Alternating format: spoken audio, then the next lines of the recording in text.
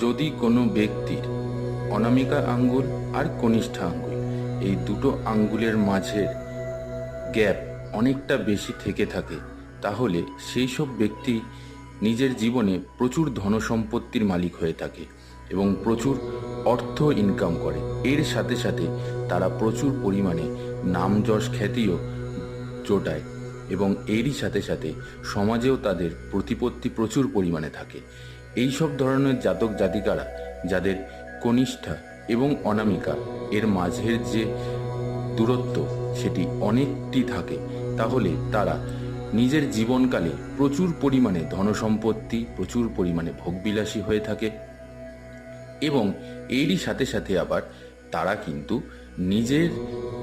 নিজের সম্পূর্ণ প্রচেষ্টায় খুব পরিমাণে আর্থিক দিকেও উন্নতি হয়ে থাকে। এবং শুধু তাই নয়, তারা তাদের জীবন